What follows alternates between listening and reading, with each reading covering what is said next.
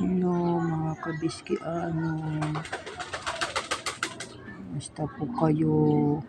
Meron po akong baby yung na-feature ko po sa part 1 yung may sugat.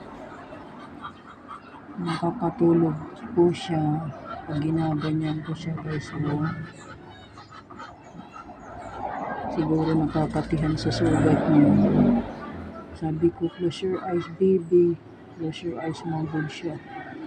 Tapos inimas-imas ko ang sugat niya, siguro nakakatihan, nagsasubside siguro kaya nakakapikit siya. Hindi ko ma-view na dalawang kami ang naghawak sa kanya guys, pero ngayon tingnan nyo parang ano na siya, parang nagsasubside yung sakit at na hinihimas ko, nakakatulog siya.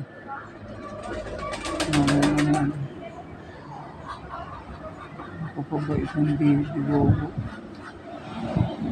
Sabi ko, baby, paglaki mo, lalagyan kita ng tali. Alagaan na kita eh. Tapos, para ma-identify ko rin siya na siya yung inaalagaan ko na yung nagkasugat. Natulog siya guys. Badaw. Yung kinabuhi. Maamo ini. Minsan nakakaano talaga pagka merong mga nilalang na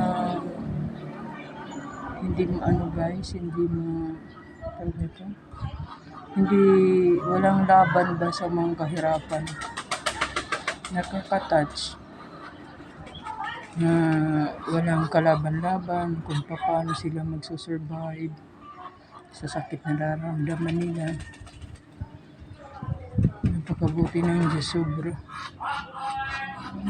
Lagi niyang inaatis yung mga nangangailangan ng kanyang tulong.